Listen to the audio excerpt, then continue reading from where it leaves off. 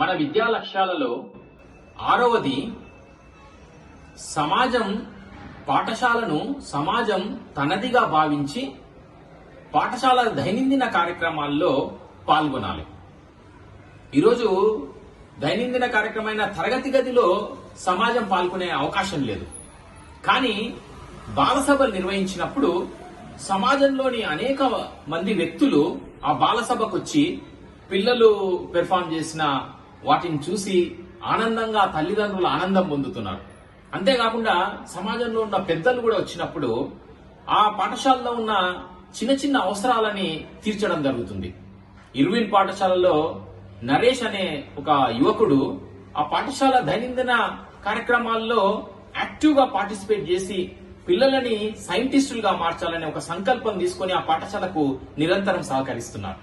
అదేవిధంగా వనపర్తి జిల్లా అమరచింతలో శ్రీ దేశాయి ప్రకాష్ రెడ్డి గారు ఆ పాఠశాలలో దాదాపు ఇప్పటి వరకు 3 కోట్ల రూపాయల్ని ఆ పాఠశాల కార్యక్రమాల కోసము, ఆ బిల్డింగ్ కోసము వెచ్చించడం జరిగింది.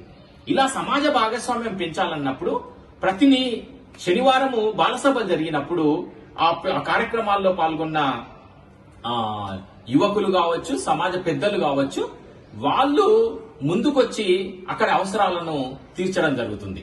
అదేవిధంగా నర్వా మండలంలో లక్ష్మీకాంత్ రెడ్డి గారు ఆ పాఠశాల బాలసభకు వచ్చి ఆ పిల్లల పెర్ఫార్మెన్స్ అవి నచ్చిన తర్వాత, అరే మీరు 10th లో మంచి మార్కులు తెచ్చుకోండి, నేను ఏరోప్లేన్ ఎక్కిస్తానని చెప్పి అతను గత 4 సంవత్సరాల నుంచి ప్రతి సంవత్సరం మంచి మార్కులు స్కోర్ చేసిన వాళ్ళని ఏరోప్లేన్ లో తిరుపతి తీసుకెళ్లారు, విశాఖపట్నం తీసుకెళ్లారు, అదేవిధంగా ఢిల్లీ కూడా తీసుకెళ్లడం జరిగింది. ఇలా సమాజ భాగస్వామ్యం పెరగాలనంటే ఇలా తరగతి గది బయట కార్యక్రమాలని నిరంతరం నిర్వహించినప్పుడు మాత్రమే సాధ్యమవుతుంది. అది బాలసభలో చాలా బాగా జరుగుతుంది. నేను నిన్న అడిగిన పొడుపు కథ, అడ్డగోడ మీద బుడ్డ చెండు, అటు తోసినా పడదు ఇటు తోసినా పడదు. అది ఎద్దు మూపురం, ఎద్దు చెండు అంటారు. ఆన్సర్ అది.